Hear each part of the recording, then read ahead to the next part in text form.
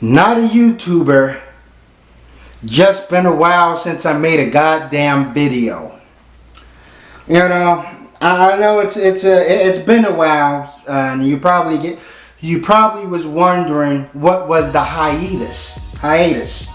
Well, one, I decided, I was contemplating on whether I want to continue to make videos or not, and I was on vacation, and also, I was looking at my past videos, and I was sort of repulsed by myself, So it's like I said that, hey, I kind of want to lose some weight and slim down before I get back on camera. That was one of the main reasons. And I have been dieting and, exercising. And I don't know if you can see a difference. I understand the camera puts 10 pounds on you, you know what I'm saying? So I was trying to, get my physique right and look more presentable on camera.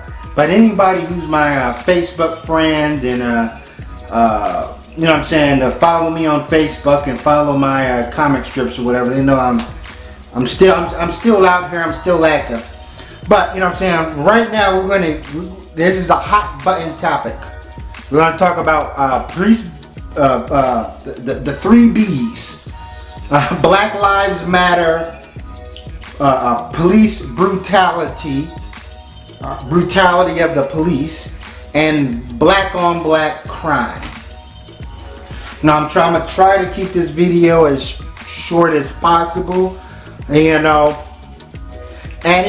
it's something that I just want to nip in the bud, because when we talk about Black Lives Matter, people like to use their trump card.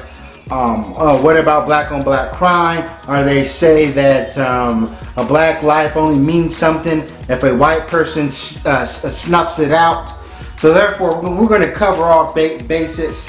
I'm going to squash these arguments, give a proper rebuttal, with my signature style, and so forth. But as far as Black Lives Matter, now there are a lot of things I agree with the movement, a lot of things I disagree with the movement. Some aspects of it is misguided, but overall I really don't see a problem with it. I'm like, it's Black Lives Matter is on the tips of politicians' tongues. At this point, I don't think you're gonna stop it, and so forth. There's people that think that, it's gonna go away. I'm like, no. Black Lives Matter have made the aisles of history. It's already in the history books. It's a done deal. There's no, trying to discourage people by saying, what about black on black crime and so forth. It's just petty, And even if you feel that the movement is flawed or they're focusing on the wrong thing, you have to respect their ability to organize and to mobilize. Because we live in an era where everybody just wants to sit on their ass and and talk. That's including me. These people on social media, they put together memes or whatever, but they're not going to do anything that's really tangible.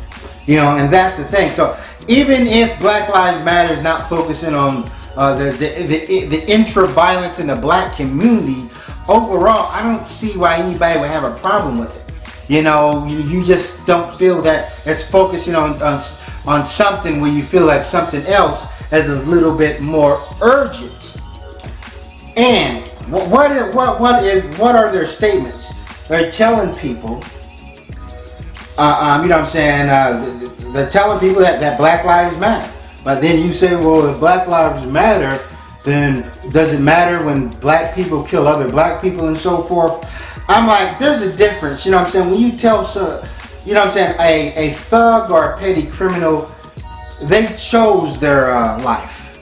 So, telling somebody to stop the violence, you're telling somebody who's chosen to be a criminal not to commit crime. As if when we talk about police brutality, we're trying to tell somebody who has chosen the profession of uphold their law and so uphold the law and serve and protect. Hey, we're telling them, hey, can you do your job and not kill black people? So therefore, it's a stark difference here. Also, if you put together a Stop the Violence rally, a lot of the gangbangers and delinquents and miscreants or whatever, repeat criminals, will agree with you. A lot of them will participate in a Stop the Violence march. A lot of the gang members will say, yeah, we do need to stop killing people, killing each other. But, you know what I'm saying, they're just kind of trapped, you know, in that lifestyle and so forth. Also, when you say, oh, let's just, we should be more concerned with this false concept of black on black violence, which I'd rather just call it the intra violence in a black community. You're saying that the cops can do anything they want. The cops can run around and just bump you upside the head, but we have to focus on the intra-violence in our black community and not focus on this. I don't understand why we can't focus on both. But, you know what I'm saying, the intra-violence in the black community is a complicated issue. It's not simple. It's not just creating a rally or a march. I'm like, we don't know why people are killing each other. I'm like, somebody can owe this person money. You know, he says, well, I want to stop the violence, but hey, that dude owes me $10,000. If he don't have my money, I'm going to have to pop him. You know, if he has my money, then I won't do anything to him. So therefore, it's more intricate that we want to focus on. We think it's just something simple. Also, the amount of attention Black Lives Matter gather. As I said, you can have a Stop the Violence rally. It's not going to get much media attention. It won't even get much resistance. It's going to be, you know, but, you know what I'm saying, when you rally against the cops, it gets all this attention and it gets all this resistance. And I know that Black Lives Matter, you know what I'm saying, have been, in some aspects, certain factions of the group has been trying to create a line of communication with police officers. I know they had some, I think it was in Cleveland or Cincinnati, and there was a Black Lives Matter rally in my city where, you know what I'm saying, it wasn't really no, you know what I'm saying, no animosity towards one another, or not any sort of intensity towards, you know what I'm saying, one another or whatever. It was just a rally and it went by peaceful. So therefore, I feel like Black Lives Matter is here to stay. And if it dies out, you know, it's going to be because people lost interest, that, you know, and hopefully it's not just a trend. But I don't think people are going to just hear somebody yell and say, what about black on black crime, and Black Lives Matter be like, yeah, you're right, the jig is up, I guess we're just going to have to give up the movement. You know, that's the thing.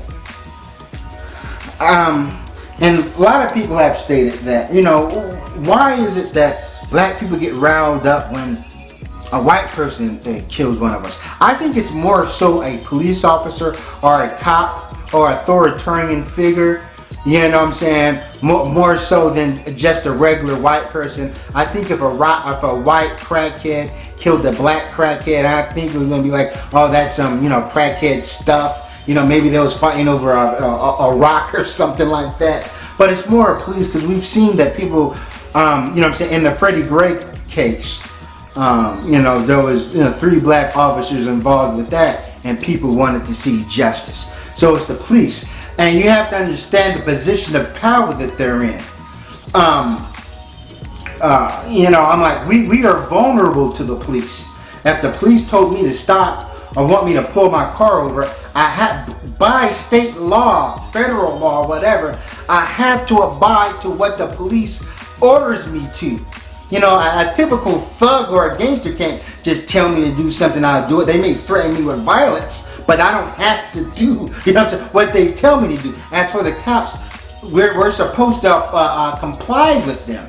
And as you've seen, people have complied with them, and they still were 86.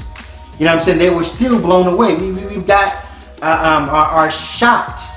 You know, so it really doesn't matter. I think a lot of police officers just see black skin, and that's justification. You know, and it's mainly white cops and now Asian cops doing it. You know, not so much black cops. And even with the Freddie Gray case, I feel like them black cops did what they did because they was with white cops, and they figure, oh, white people do it, then we can do it. case, I feel that if all 6 of them officers were black, they may have followed proper procedure. But they were with some white people and they said, well, you know, we're with white people, we'll be able to get away with it. Because black people are so used to being not just disciplined, but over-disciplined for their actions and losing their jobs and so forth. That's why you don't see too many black dudes, you know what I'm saying, abusing their authority. I'm not saying it doesn't happen, but as far as the white man has never held accountable for anything he does, and he's just the white man is such in a position of power and a position of privilege, you know, and that's what makes the white man, you know what I'm saying, a very dangerous police officer. But now we're going to go into this concept of all lives matter. You know, black lives, all lives matter. No, the thing is with that is that people are only saying all lives matter to try to silence Black Lives Matter. If you actually believed all lives matter, then you should be upset if a black person is shot by the cops, an unarmed black man, because you said all lives matter. You should also be upset about all the people we're killing overseas. So you guys, the all lives matter crowd, don't give a fuck about life. You know what I'm saying? They're just saying that to counter Black Lives Matter. That's it. They don't even actually believe all lives matter. They're just that's just kind of like a selfish movement and so forth. You know, and that's the thing. And when we go into this idea that blacks get only riled up when a white person kills us and so forth, first of all, it may be human nature when somebody outside of your community, you know what I'm saying, kills someone. You know what I'm saying? Someone outside your culture. And don't act like white people don't do it too. I think about the Central Park 5, where supposedly 5 black and Latino men, well 4 black men and 1 Latino, or at the time teenagers, was accused for raping a white woman in Central Park in New York. You know, and this just created you had a storm, you know what I'm saying, of hatred, of anger, you know what I'm saying, and racial tensions, you know, because of these black and Latino boys who raped a white female. Matter of fact, I think they reinstated the death penalty because of that. Eventually they were found innocent. And do you think that white people would have had this much fury if it was white boys who raped a white girl? You know, white people talk about all the time how black men are rapists or whatever. But what about their own rapists? We know that white dudes are raping white women all the freaking time and getting a slap on the wrist. So therefore, white people are just about as guilty, or even more guilty, of putting an emphasis on someone outside their culture or looking different to them, doing harm to one of their own than one of them own. Matter of fact, I got a book, The 100 Years of Lynching, where some black guy was hung for supposedly raping a white woman. And then it came out that a white guy did it. And that white guy only got 2 weeks in jail. And so forth. And we can bring up certain incidents, occurrence in history, particularly the Charles Stewart case, which I love mentioning this, where a white guy killed his pregnant wife and blamed it on a black man. And then the white people, and this happened in the city of Boston, white people was up and roared.